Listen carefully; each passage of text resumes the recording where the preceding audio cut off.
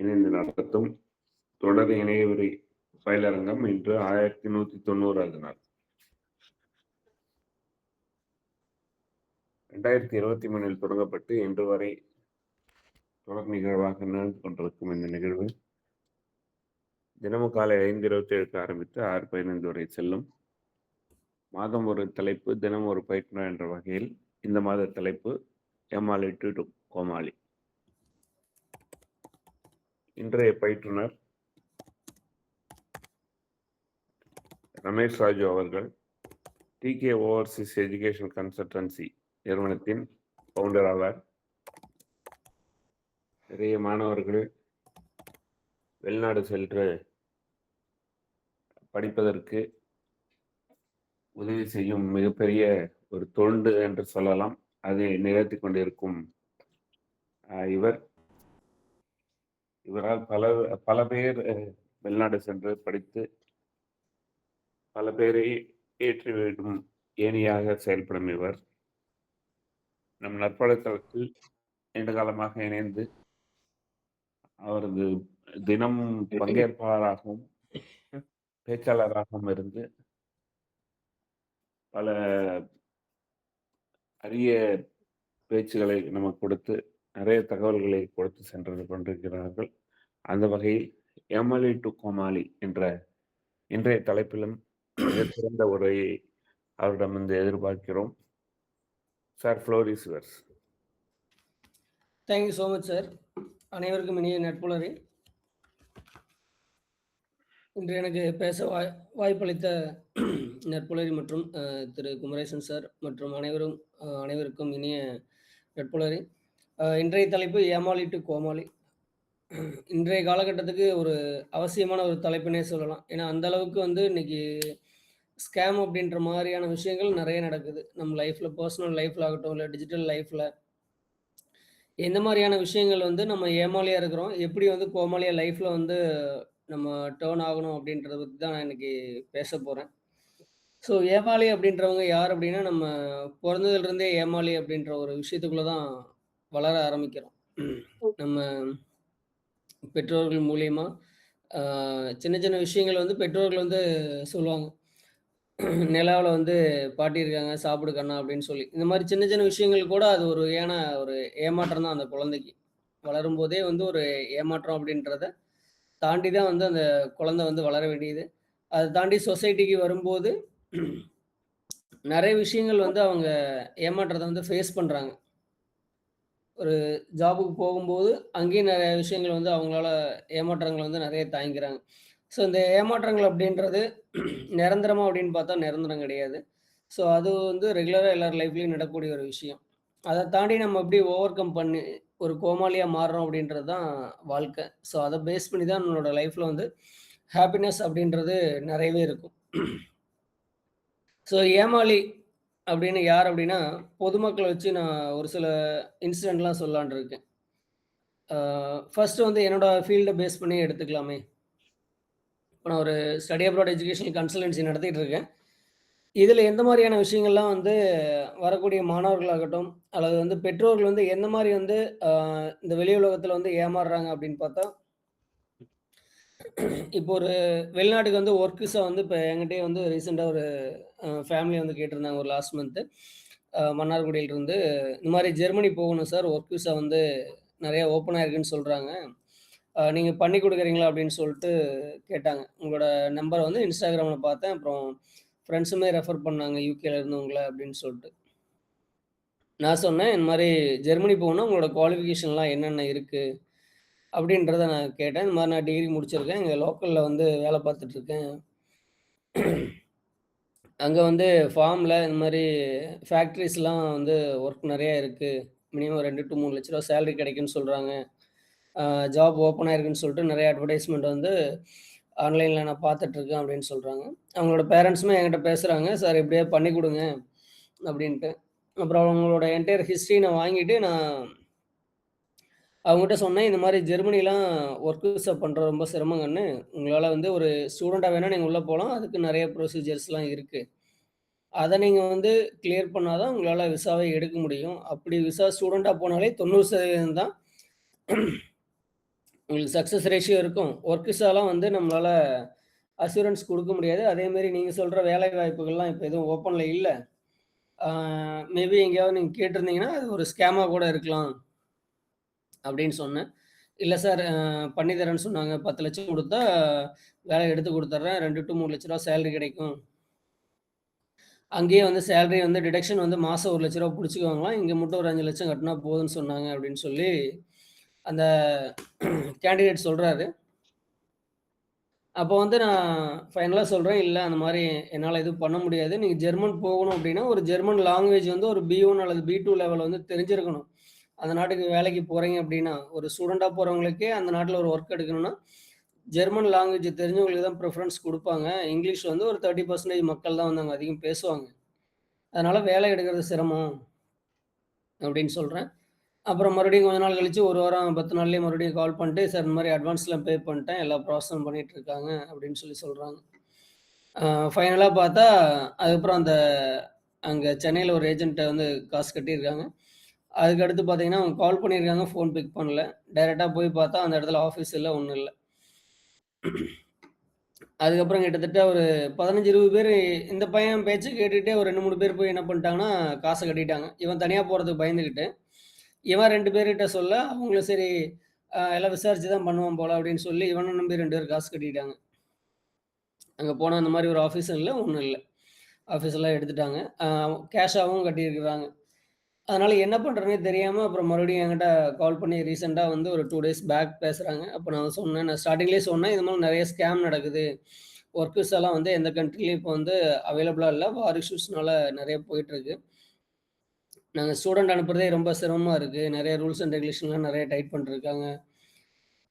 அப்படின்னு சொல்றேன். உங்க பேச்ச கேட்டிருந்தா பரவால்ல சார். இன்னைக்கு 5,00,000 லாஸ் ஆயிடுச்சு. என்ன பண்றதுன்னு தெரியல. அந்த ஏஜென்ட்ட புடிக்க முடியல. அப்படின்னு சொல்லி ஃபீல் பண்றாங்க.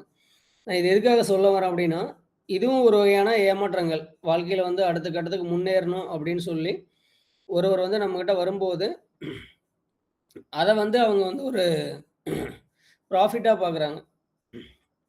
இவங்ககிட்ட இருந்து எவ்வளோ வந்து அமௌண்ட் வாங்கலாம்?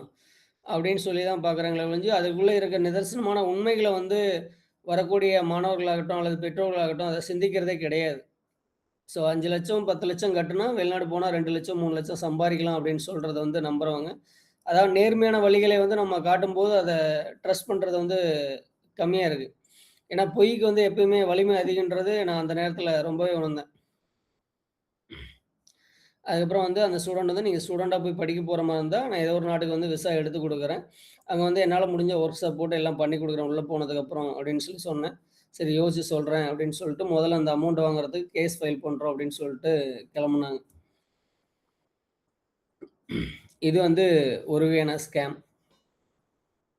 2வது அ எங்க நாமக்கல்லேயே பார்த்தீங்கன்னா, ஒரு மிகப்பெரிய ஸ்கேம் நடந்துச்சு. ஒரு ஒரு 1 இயர், 1 1/2 இயர்ஸ் பேக் வந்து என்னாச்சுன்னா, அ கனடாவுல வந்து ஒர்க் விசா ஓப்பன் ஆயிருக்குன்னு சொல்லிட்டு ஒரு 10 லேக்ஸ் கிட்ட வந்து ஒரு 20 பேருக்கு மேல வாங்கிட்டாங்க. ஆக்சுவலா அந்த பையன் வந்து எனக்கு காலேஜ்ல நான் ஸ்டாஃபா இருக்கும்போது, பிஜிபி நிறுவனத்தில வேலையில இருக்கும்போது, எனக்கு காலேஜ்ல வந்து ஸ்டூடெண்ட்டா இருந்த ஒரு பையன். அவன் வந்து வெளிநாடு துபாய் அங்கேன்னு போயிட்டு வந்திருப்பான் போல. வந்துட்டு ஆஃபீஸ் போட்டு ரிஜிஸ்டர் ஆஃபீஸ்ல எதுவும் கிடையாது. ப்ராப்பரான ரெஜிஸ்ட்ரேஷன் அந்த மாரி எதுவும் இல்ல. அவனும் அவனோட ஃப்ரெண்டும் சேர்ந்து பண்றேன்னு சொல்லி கனடாவுக்கு வந்து ஒரு 20 பேர்கிட்ட காசு வாங்கிட்டாங்க. 10,00,000 7,00,000 8,00,000 அந்த மாரி நெறைய பசங்கட்ட எல்லாமே படிச்ச பசங்க தான். எல்லார்ட்டயுமே அமௌண்ட் வாங்கிட்டானுங்க. வாங்கிட்டு இது மாரி துபாய் வழியா தான் நாங்க வந்து கனடா கூட்டிட்டு போவோம். டைரக்ட்டா ஒர்க் விசா வந்து கொஞ்சம் டிலே ஆவுது. உங்களுக்கு ப்ராசஸ் எவ்வளோ குயிக்கா முடிச்சு குடுக்க முடியுமோ முடிச்சு குடுக்குறேன்னு சொல்லிட்டு, இங்கேருந்து துபாய்க்கு வந்து ஒரு டூரிஸ்ட் விசா போட்டு எல்லாத்தையும் கூட்டு போயிட்டானுங்க. ஒரு 20 பேத்த வந்து ஒரு 3 நாள் ட்ரிப்ல வந்து இங்கேருந்து கூட்டு போய் அவனோட ஃப்ரெண்ட் அங்க ரூம் எடுத்து குடுத்து, தங்க வச்சு எல்லாமே பண்ணிட்டானுங்க. பண்ணிட்டு இவனுங்க பாட்டுக்கும் வந்துட்டானுங்க. எங்களுக்கு வேலை இருக்கு. நான் ஒர்க் விசா சம்மந்தமா இமிகிரேஷன் போணும், அங்க போணும்னு சொல்லிட்டு, இவன் இங்க ஊருக்கு வந்துட்டான். இன்னொருத்தன் வந்து அப்படியே எஸ்கேப். கடைசியா அந்த பசங்க விசா முடிஞ்சு, டூரிஸ்ட் விசா முடிஞ்சு, விசா இல்லாம அங்க சுத்திட்டு இருக்கும்போது, துபாய் கவர்மெண்ட்ல வந்து பார்த்தீங்கன்னா, போலீஸ் வந்து பார்த்துட்டு ரோட்ல சுத்திட்டு இருக்கானுங்க. விசா இருக்கான்னு செக் பண்ணும்போது, விசா இல்ல அப்படின்ற பட்சத்தில அவங்கள வந்து அரெஸ்ட் பண்றாங்க. அரெஸ்ட் பண்ணதுக்கப்புறம் அங்கிருந்து வீட்டுக்கு பேரண்ட்ஸ்க்கு இன்ஃபார்ம் பண்ணி, அதுக்கப்புறம் என்ன பண்றதுன்னு தெரியாம இங்க வந்து மறுபடியும் இங்கேருந்து அமௌண்ட் அரேஞ்ச் பண்ணி, அங்க பெனால்டி கட்டி, அதுக்கப்புறம் வந்து எல்லா பசங்களும் எங்க ஊருக்கு வந்தாங்க. அந்த பசங்கள்ல நெறைய பசங்க வந்து ஆல்ரெடி என்கிட்ட யுகே கேட்டு, "நான்லாம் இது உங்க ப்ரொஃபைலுக்கு இதெல்லாம் பண்ண முடியாது கண்ணு" அப்படின்னு சொல்லி, நான் வந்து அவங்கள திரும்ப அனுப்பிவிட்ட பசங்கள்ல நெறைய பசங்க ஏமாந்த பசங்க. மறுபடியும் அவனுங்கலாம் வந்து, "அண்ணா இந்த மாரி நீங்க சொன்ன பேச்சு கேட்காம நாங்க இவ்வளோ அமௌண்ட் லாஸ் பண்ணிட்டோம்" அப்படி இப்படின்னு சொல்லிட்டு. ஸோ ஒரு விஷயங்கள வந்து இது பண்றாங்கன்னா, அதில எந்த வகையான நேர்மையா இருக்கு, இது வந்து முடியுமா, முடியாதா அப்படின்றத நம்ம யோசிக்கிறதில்ல. ஏமாறுறவங்க வந்து என்டையர் ஹிஸ்டரியிலயுமே பார்த்தோம் அப்படின்னா, ஏதோ ஒரு வகையில ஏமாத்திட்டு தான் இருக்காங்க.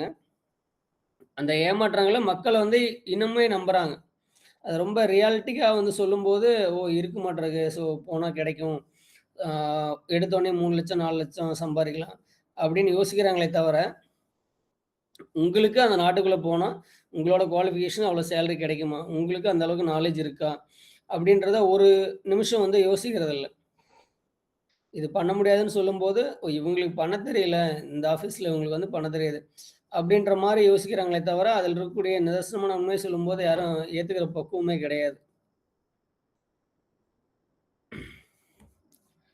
அ அடுத்த விஷயம் பார்த்தீங்க அப்படின்னா, ஏமாற்றங்கள் வந்து மக்கள் வந்து அ சில விஷயங்கள இன்னும் சந்திப்பாங்க. ஒரு விஷயம் பார்த்தீங்கன்னா, இந்த ஈரோட்ல வந்து ஒரு இன்சிடென்ட் நடந்துச்சு.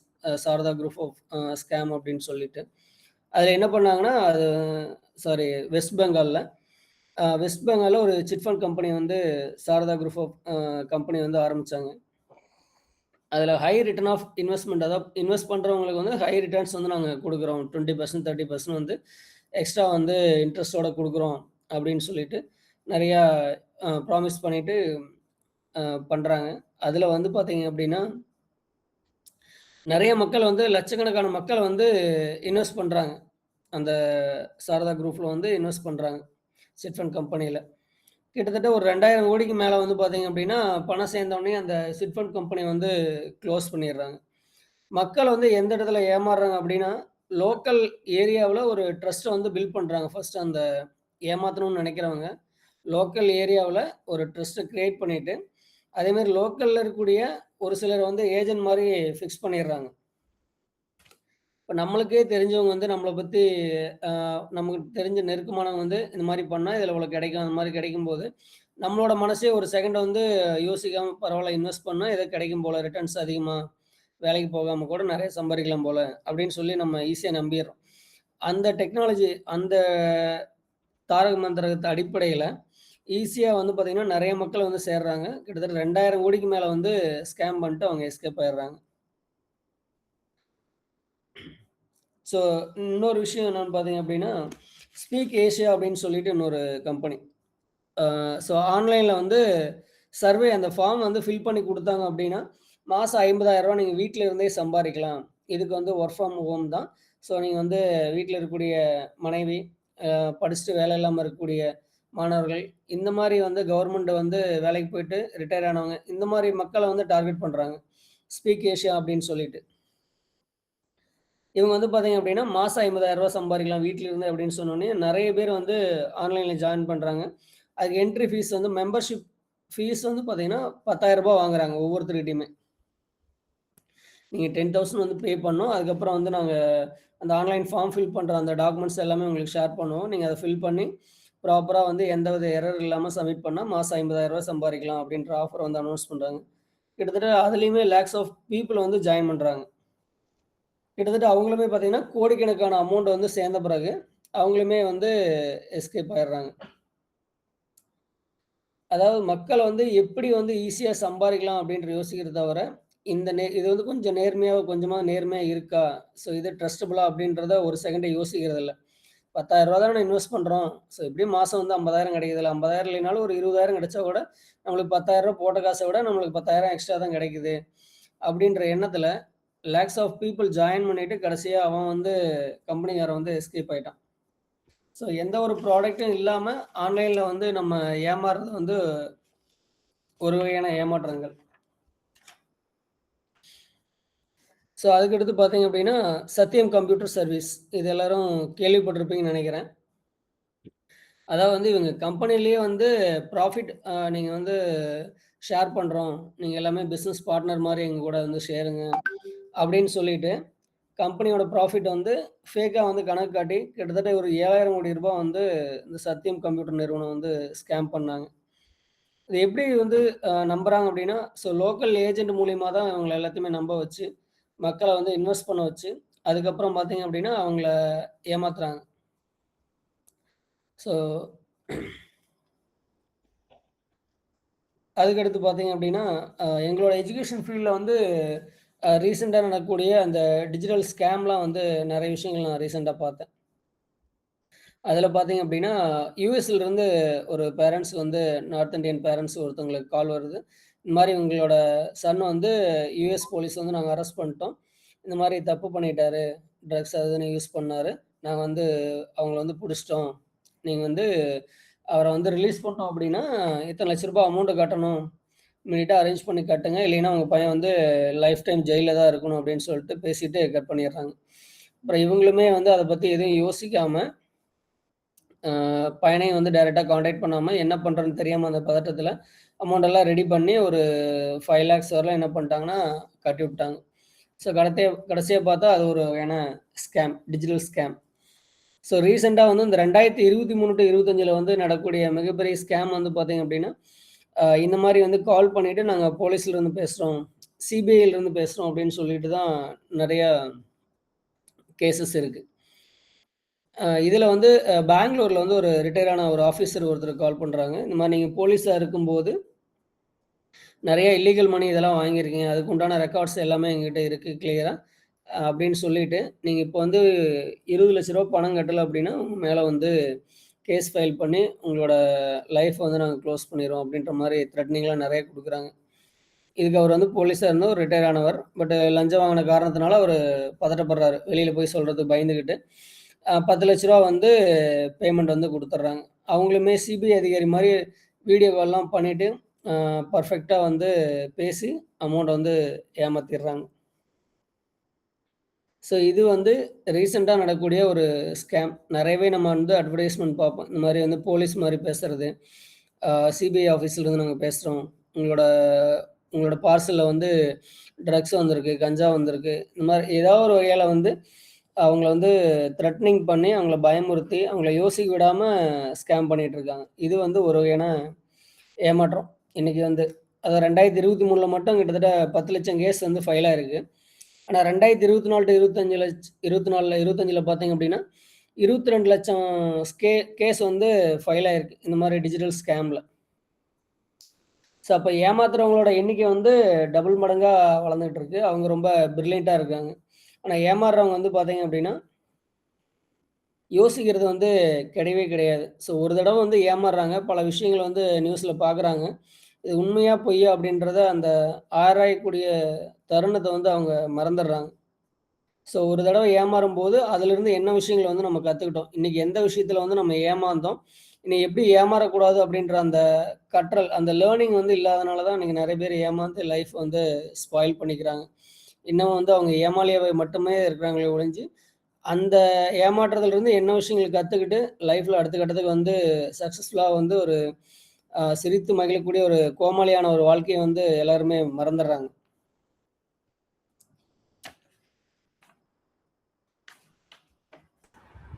அதே மாரி நம்ம எல்லாருமே கேள்விப்பட்டிருப்போம். ஹர்ஷத் மேத்தா அப்படின்னு சொல்லிட்டு ஒரு ஸ்டாக் மார்க்கெட் ஸ்கேம் வந்து மிகப்பெரிய அளவுல நடந்துச்சு. அவங்க எப்படின்னா, பேங்க்ல இருக்கக்கூடிய அதிகாரிய வச்சே வந்து ஆ இன்ஃப்ளூயன்ஸ் யூஸ் பண்ணி பண்ணது.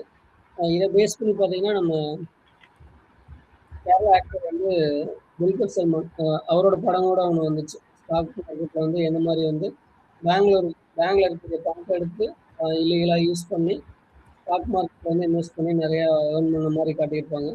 இதுல வந்து ஒரு ஹர்ஷத் மேத்தா என்ன பண்ணியிருப்பாருன்னா, ஃபேக்கான வந்து மார்க்கெட்ல வந்து ஸ்டாக் எல்லாமே வேல்யூஸ் அதிகமா காட்டி, அது மூலியமா நெறைய பேர இன்வெஸ்ட் பண்ண வச்சு ஸ்கேம் பண்ணாரு. ஹர்ஷத் மேத்தா அப்படின்னு சொல்லிட்டு.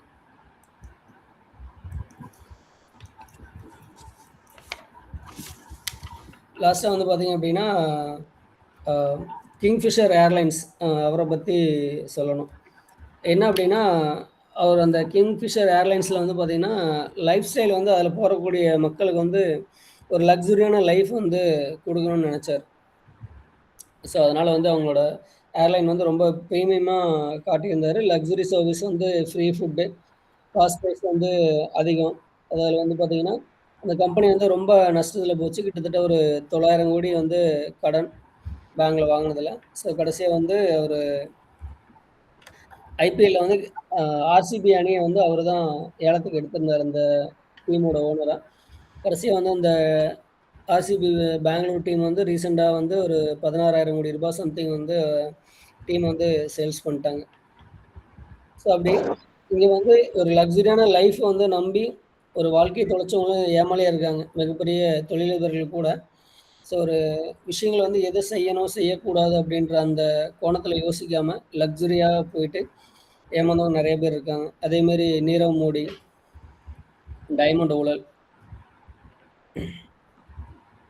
ஸோ காமனா வந்து எப்படி வந்து ஏமாளியா மாறுறோம் அப்படின்னா, ஈஸியா வந்து அவங்கள ட்ரிக்கர் பண்றது. பணம் அதிகமா கிடைக்கும். எஃபோர்ட் வந்து நீங்க அதிகம் போட தேவையில்ல. நாங்க பார்த்துப்போம். இது வந்து அர்ஜென்ட் டீல், அர்ஜென்ட் ஆஃபர் இந்த மாரி நெறைய வந்து ஸ்கேம் இருக்கு. லிமிட்டடா தான் அந்த ஆஃபர் இருக்கு. உங்களுக்கு மட்டும் தான் இது அப்படின்ற மாரி.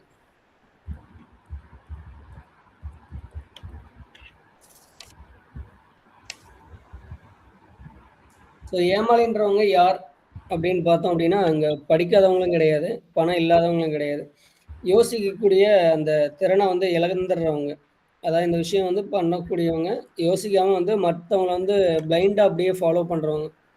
ஸோ அந்த கேட்டகரியில இருந்தா, நம்ம இப்பவே வந்து ஸ்டாப் பண்ணிக்கணும். கொஞ்சமாவது யோசிக்கணும். இந்த விஷயம் வந்து சரியா, தவறா அப்படின்றத யோசிக்கணும். ஏமாறுறோம் அப்படின்னாலும் தப்பு கிடையாது. ஏமாறாம லைஃப்ப வந்து நம்மளால ஜர்னி எடுத்துட்டு போவே முடியாது.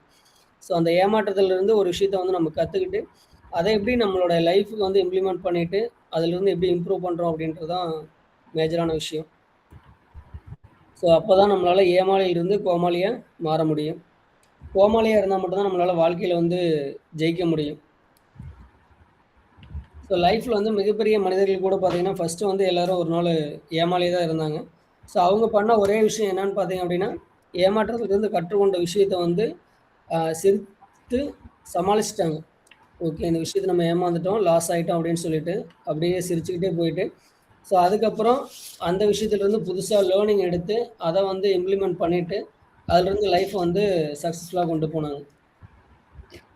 ஸோ நம்மளாலயும் வந்து வாழ்க்கையில வந்து ஜெயிக்க முடியும். ஏமாளின்றவங்க வந்து இக்னோர் பண்ணாம, அவேர்னஸ் இல்லாத ஒரு இன்டெலிஜென்ஸ் தான் அவங்க. கோமாளின்றவங்க யார் அப்படின்னு பார்த்தீங்கன்னா, காமெடியன்ஸ் கிடையாது. கண்ட்ரோல் பிளஸ் கிளாரிட்டி அவங்ககிட்ட வந்து ஒரு அமைதித்தன்மை இருக்கும். ஏமாளியிலிருந்து கோமாளியா மாறுன தருணத்தில. ஏமாளி வந்து நம்ம என்னைக்கு வந்து எந்த இடத்துல ஏமாந்தோம் அப்படின்றது வந்து ஒரு லெசன். அந்த மிஸ்டேக்ல இருந்து ஒரு இம்ப்ரூவ்மெண்ட் பண்ணணும். ஸோ அடுத்த ஒரு 1 இயர்ல பார்த்தீங்க அப்படின்னா, அந்த விஷயத்த வந்து இம்ப்ளிமெண்ட் பண்ணும்போது சக்சஸ்ஃபுல்லான ஒரு கோமாளியா நம்மளும் இருக்கலாம்.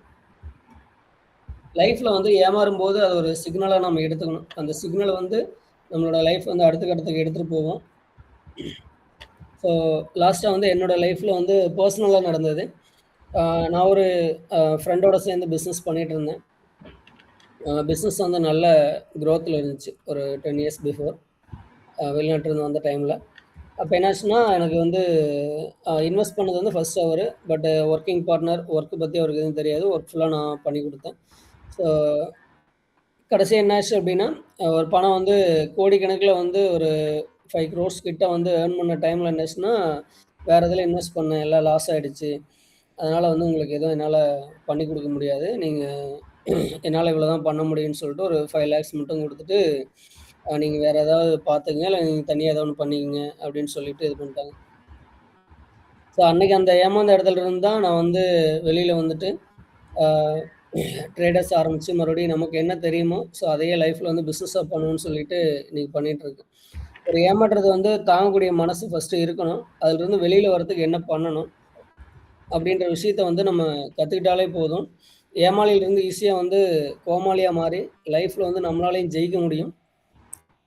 இங்க எல்லாருமே ஜெயிக்க பிறந்தவங்க தான். ஆனா ஏமாளியா இருக்கிறவங்க அப்படியே இருந்துடுறாங்க. அதுதான் அங்க மிகப்பெரிய பிரச்சனை.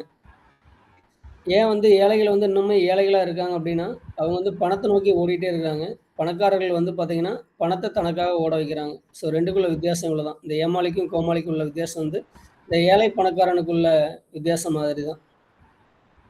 லைஃப்ல ஜெயிக்கணும்னு முடிவு பண்ணிட்டா, நமக்குள்ள இருக்கக்கூடிய ஸ்கில்ஸ வந்து லைஃப்பில் இம்ப்ளிமெண்ட் பண்ணிவிட்டு சக்ஸஸ்ஃபுல்லாக எடுத்துகிட்டு போகணும். தேங்க்யூ. நன்றி நன்றி சார். வாய்ப்பளித்து மிக்க நன்றி சார். இது ஒரு உரை அல்ல, இது ஒரு எச்சரிக்கை. இது ஒரு குரல் அல்ல, இது ஒரு அதிர்ச்சி. யாரும் கேட்காத உண்மையை இன்று மேடையே கேட்டது. ஏமாளியாக பிறந்தவன் இல்லை, ஆனால் ஏமாளியாக மாறுவது நம்முடைய கவனக்குறைவு. நாம் நம்புகிறோம், ஆனால் சரிபார்க்கவில்லை. நாம் ஆசைப்படுகிறோம், ஆனால் ஆராயவில்லை. அதனால்தான் ஏமாளிகள் உருவாகிறார்கள், கோமாளிகள் சிரிக்கிறார்கள். நான் பார்த்த வாழ்க்கை உண்மைகள். ஒரு நாள் ஜெர்மனிக்கு குழந்தை அனுப்ப வேண்டும் என்று ஒருவர் கேட்டார். நான் உண்மையை சொன்னேன். மாணவராக மட்டும்தான் செல்ல முடியும், மொழி முக்கியம். ஆனால் அதே தகவலை வேறொருவர் பணம் வாங்கி சொன்னார். அவர்கள் மீண்டும் பணத்தை கொடுத்தார்கள். பிறகு வந்து சொன்னார்கள், நாங்கள் ஏமாந்து விட்டோம். உண்மை சொல்லும் மனிதன் தோற்றான், பொய் சொல்லும் மனிதன் வென்றான். அதுதான் ஏமாளி வாழ்க்கை. கனடா வேலை வாய்ப்பு என்று சொல்லி அலுவலகம் திறந்து பதிவு இல்லாமல் பணம் வசூல். டூரிஸ்ட் விசாவில் துபாய்க்கு அனுப்பி அங்கே விட்டுவிட்டு ஓடிவிட்டார்கள். மக்கள் கனவு கண்டார்கள், மோசடி நடந்தது. மேற்கு வங்காளத்தில் சிட்பண்ட் 2000 கோடி வரை வசூல். நம்பிக்கை உருவாக்கி ஒரே நாளில் மூடிவிட்டார்கள். ஒர்க் ஃப்ரம் ஹோம் மாதம் 50,000 என்று ஆசை காட்டி கோடிகளில் பணம் வாங்கி மறைந்தார்கள். Education scam. உங்கள் மகன் கைது என்று சொல்லி பெற்றோரிடம் பணம் பறிக்கிறார்கள். போலீஸ் நேம் பயன்படுத்தி மிரட்டி லட்சக்கணக்கில் மோசடி. சத்தியம் நிறுவன மோசடி, ஸ்டாம்ப் பேப்பர் மோசடி, ஹர்ஷத் மேத்தா பங்கு மோசடி, கிங்ஃபிஷர் போன்ற இவையெல்லாம் ஒரு பாடம். நம்பிக்கை இருக்கலாம், ஆனால் கண்மூடித்தனமாக அல்ல. ஏமாளி யார்? யோசிக்காமல் நம்புகிறவன். கோமாளி யார்? தவறிலிருந்து கற்றுக்கொண்டு சிரித்தபடி வெற்றியை அடைய போகிறார். நான் ஒரு நாள் நண்பருடன் சேர்ந்து வியாபாரம் செய்தேன். அவர் என்ன ஏமாற்றி விட்டார். அந்த நாள் என் ஏமாளி நாள். ஆனால் இன்று அந்த அனுபவம் என்னை கோமாளியாக மாற்றியது. நான் கற்றுக்கொண்டேன், நான் வளர்ந்தேன். இன்று நான் நின்று பேசுகிறேன்.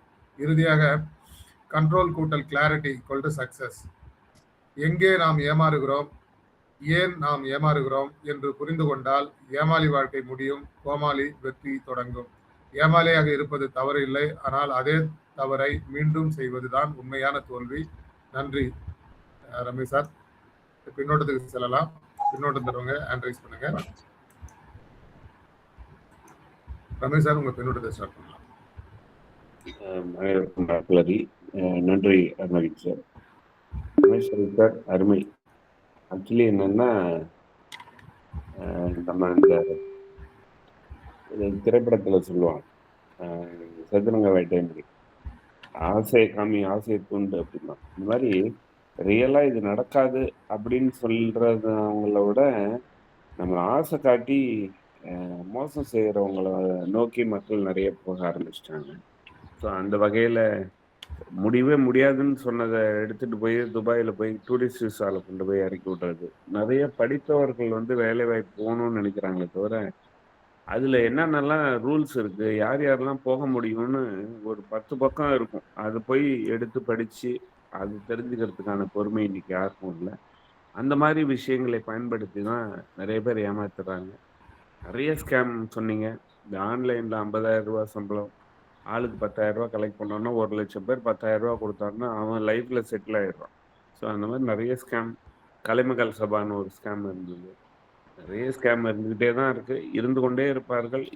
நம்ம ஒரு திரைப்படத்தில் சொல்லுவாங்க, இப்போ 12th எழுதுகிறான் எழுதுவான் அப்படின்னு விசு சொல்லுவாங்க. அந்த மாதிரி ஏமாறுபவர்கள் இருந்தார்கள், இருக்கிறார்கள், இருந்து கொண்டே இருப்பார்கள் அப்படின்ற ஒரு விஷயம்.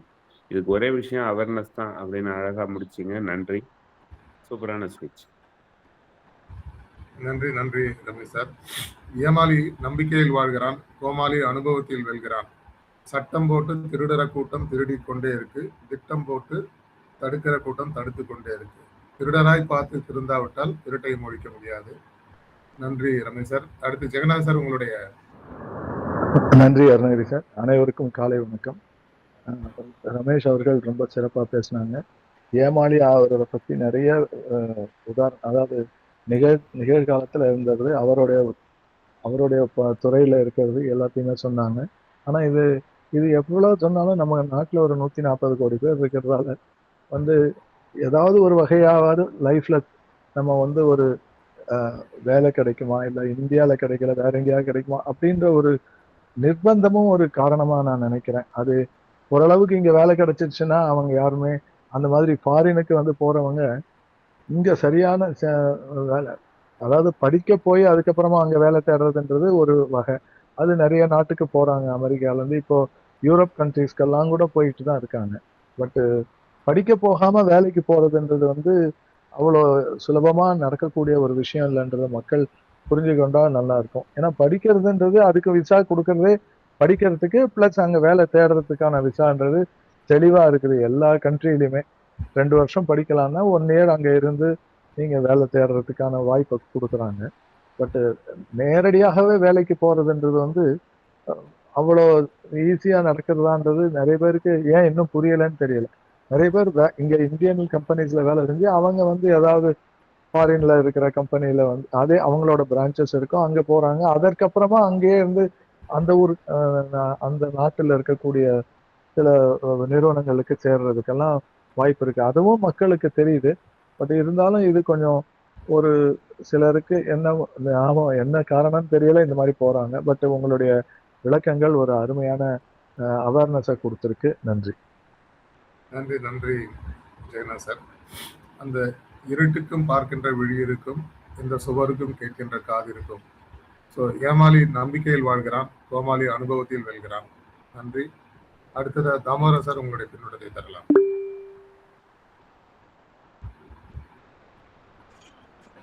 நற்பொழுது காலை வணக்கம்.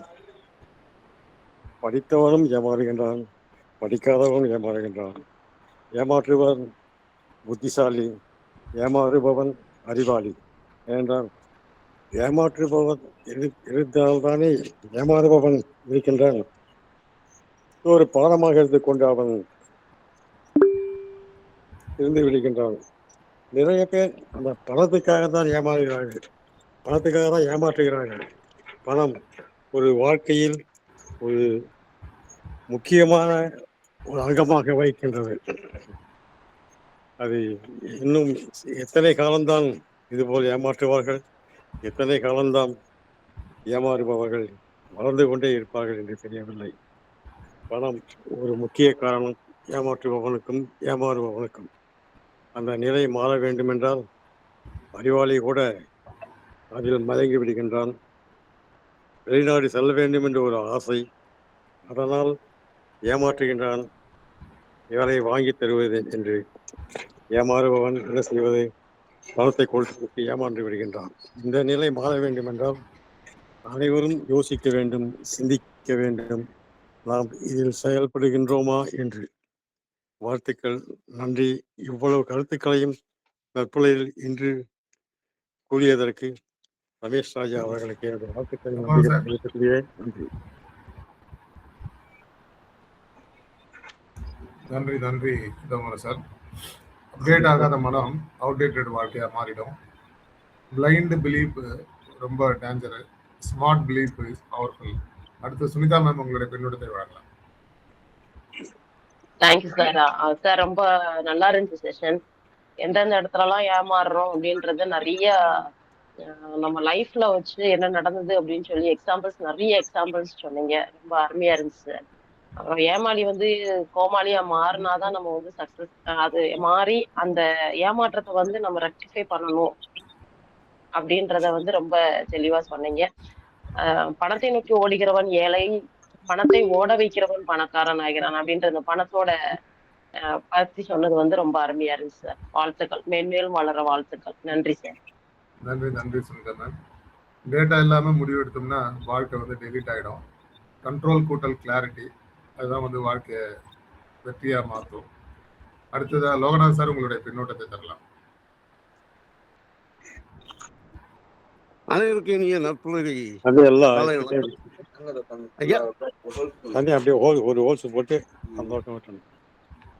ஐயா, அனைவருக்கும் இனிய நற்பொழுது காலை வணக்கம். நல்லா இருந்தது இன்னைக்கு கிளாஸ் வந்து ரொம்ப அருமையாக இருந்தது. நாங்களும் வாழ்க்கையில் பல முறை ஏமாந்துருக்கோம். என்ன பண்ணுறதுங்க, இந்த அவசர உலகத்தில் எப்படியாவது நம்ம முன்னேறணும், பெரிய ஆள் ஆகணும்னு எல்லாருமே நினைக்கிறோம். அது முடியாது.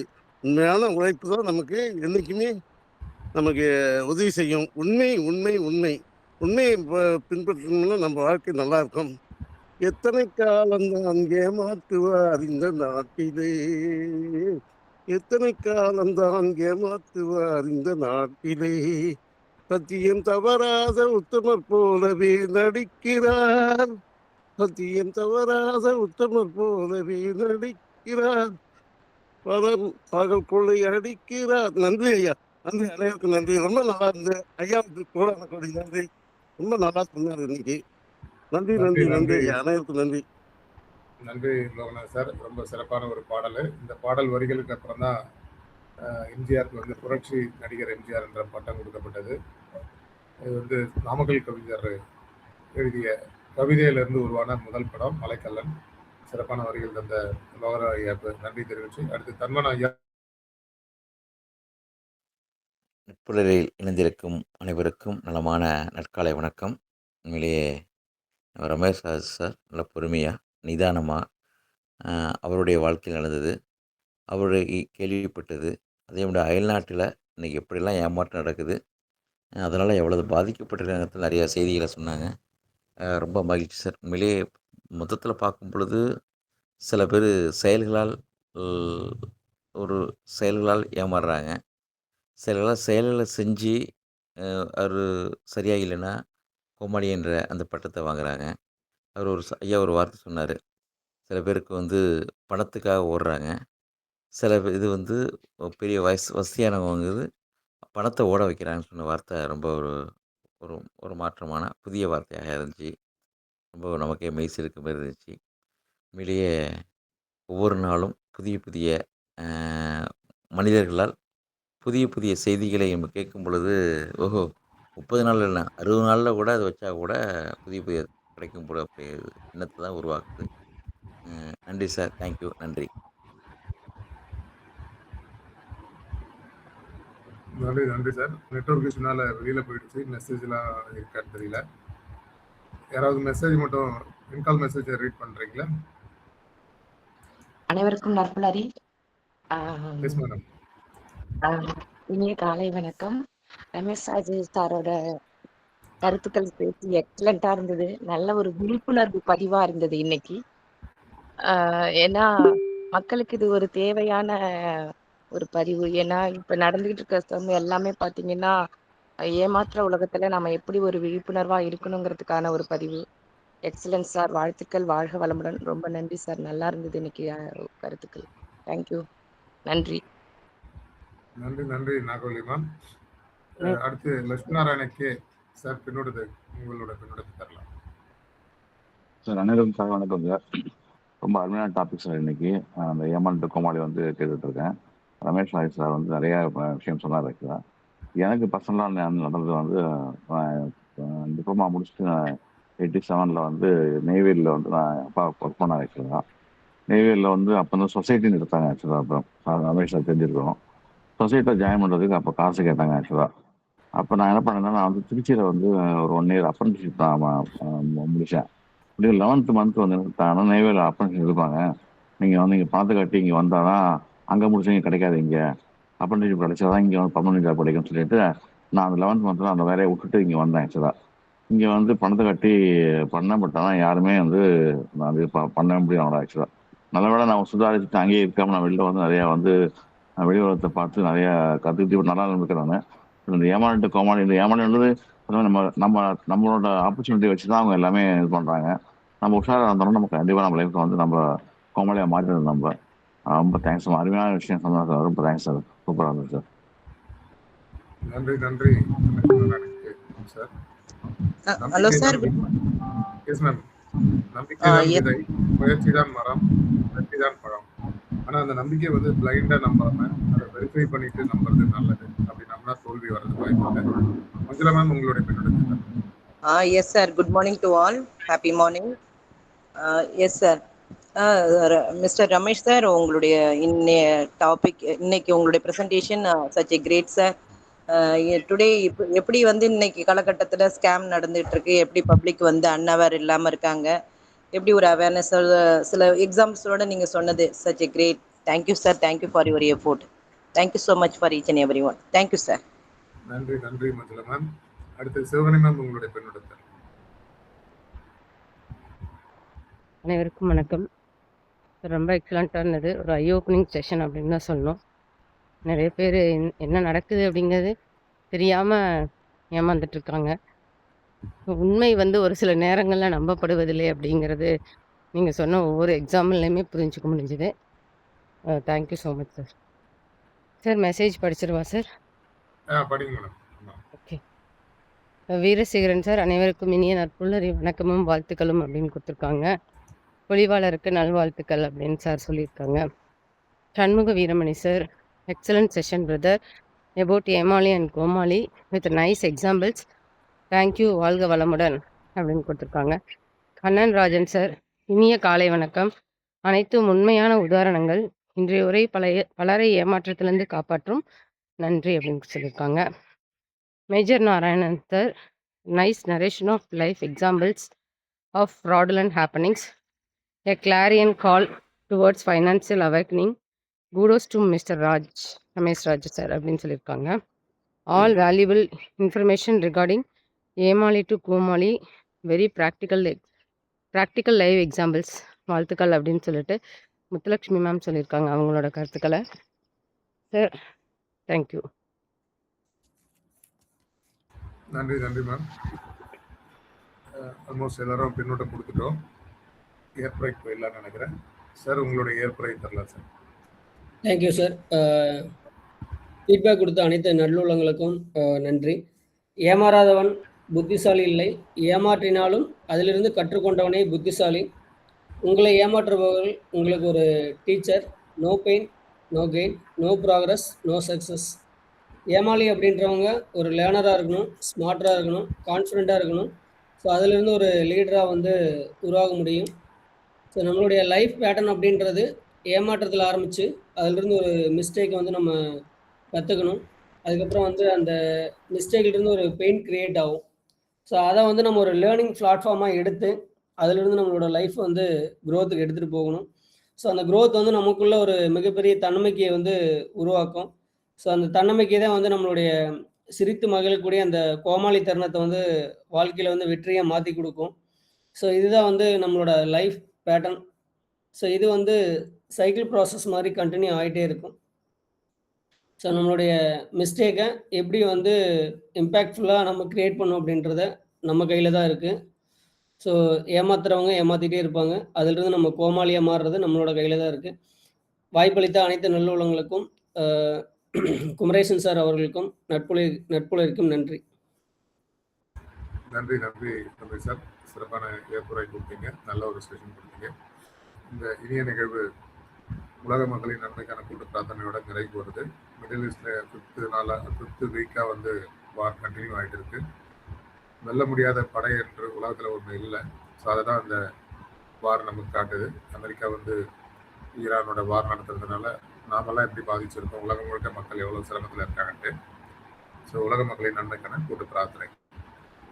உலகின் எல்லா உயிர்களையும் படைத்த சர்வ வல்லமையும் ஈடு இணையில்லா சக்திகளின் பிறப்பிடமாக உள்ள இயற்கை பேராற்றலே, இயற்கை பேராற்றலின் மாபெரும் சக்தியாக, எங்களின் ஆழ்மன நம்பிக்கையாக, எங்களுக்குள் பெருக்கெடுத்து ஓடும் நேர்மறை ஆற்றலே, அனுதினமும் உற்சாக ஊட்டாயிருந்து நாங்கள் அனைவரும் சகல ஐஸ்வர்யங்களுடன் ஆனந்தமயமான ஆரோக்கிய வாழ்வினை பெற்று அதிகாரம், ஆளுமை, செல்வாக்கு, வல்லமை கொண்ட மனிதர்களாக ஞானம், புகழ், வெற்றிகளை அடைந்து நாங்களும் எங்கள் குடும்பமும் பரிபூர்ண திருப்தியுடன் நிறைந்த செல்வ செழிப்புடன் மிகவும் நிம்மதியான வாழ்வினை வாழ்ந்து வருகிறோம். எங்களுக்கு நிம்மதியான வாழ்வினை அளித்த இயற்கை பேராற்றலின் பெரும் கருணைக்கு எங்களின் மனமார்ந்த நன்றி, எங்களின் உணர்வுபூர்வமான நன்றி, எங்களின் ஆத்மார்த்தமான நன்றி. நன்றி நன்றி நன்றி. இவன் தொண்டை மண்டலம், ஆர்ப்பாக்கம், ரீச் பி அருணகிரி. நன்றி.